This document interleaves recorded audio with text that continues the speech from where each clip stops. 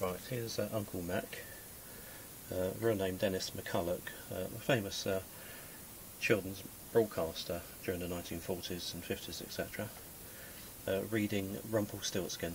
It's his master's voice, BD 1095. Such a beautiful voice.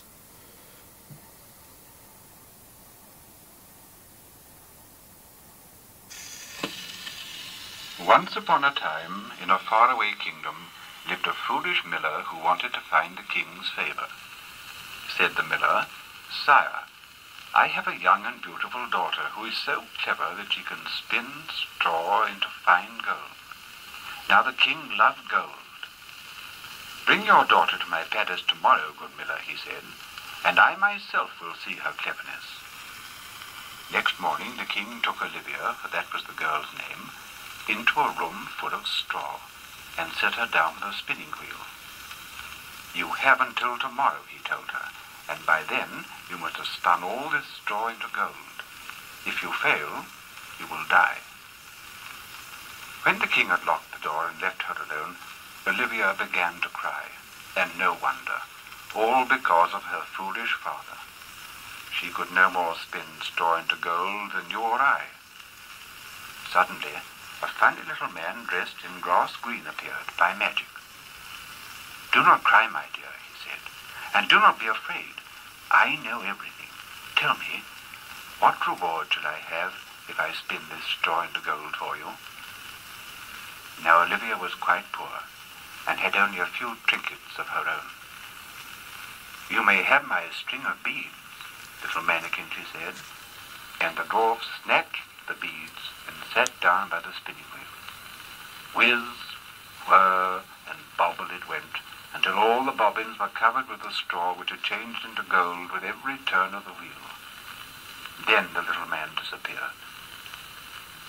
Early next morning, the king unlocked the door and stood dazzled by the shining gold. He was delighted, but too greedy. "That is very well done," he said, "but you must do more. Follow me."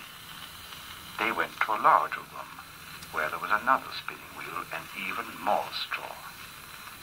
"You have until tomorrow to spin this into fine gold.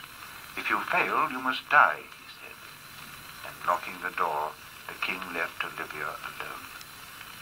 Quickly the tears came, and they ran so fast that she could scarcely see the little man dressed in grass green, who again appeared by magic. "Do not cry, my dear," he said.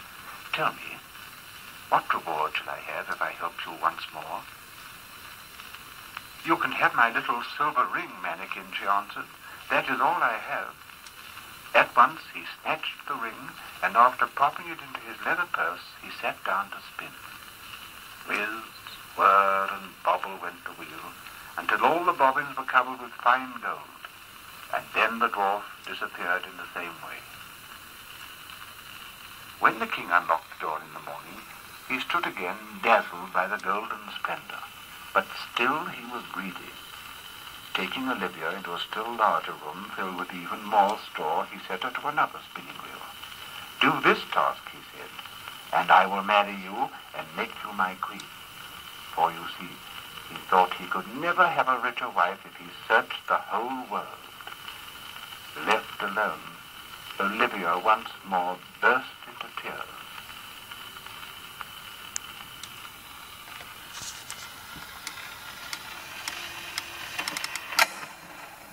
Right, I'll turn over to side 2 in a sec. Right, side 2 of this His Master's Voice record. It's a 78 RPM shellac record. Uncle Mac's bedtime story, Rumpelstiltskin, Part 2. It's a Grimm's fairy tale, adapted and told by Uncle Mac, Derek McCulloch.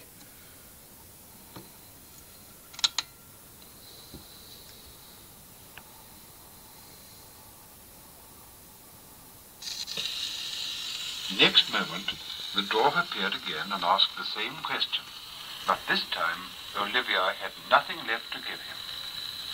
"Very well," he said, "when your first baby is born, it shall be mine." And with that, the dwarf was spinning away for dear life, spinning so fast that he finished the gold even quicker than before. Then he disappeared. The king was overjoyed when he came and found all this gold, and he kept his promise, and Olivia became queen. One day, her first baby was born. She had forgotten all about the dwarf, until suddenly he appeared from nowhere to claim the baby. Queen Olivia cried bitterly and begged to be left with her child. Very well, said the dwarf. If in 3 days you can guess my name, you shall keep the baby. All that night the queen thought, until the morning came and the dwarf appeared, saying, Tell me my name, or lose your child. Hopefully the queen said, Grumblehard, Jonathan, Antrobus. And at each name the dwarf laughed and shook his head. Once more he left the queen in tears to think of all the queerest names she could. When he appeared next morning, she tried again. Samuello. No, cried the dwarf. Caspiola. No, no, cried the dwarf. Romulus. No, no, no, cried the dwarf, and each time he laughed and shook his head. Then, after warning the queen of her last chance, he vanished. Now, Queen Olivia had a trusted messenger, and telling him all, she sent him off to see what he could discover. It was late when he came back, and the queen was beginning to give up hope. Your Majesty, he said, I have travelled a long way. Towards evening, as I came down the mountainside, I saw a funny little man dressed in grass green dancing on one leg in front of a fire. He was chanting, Rumpelstiltskin is my name, a secret to this day.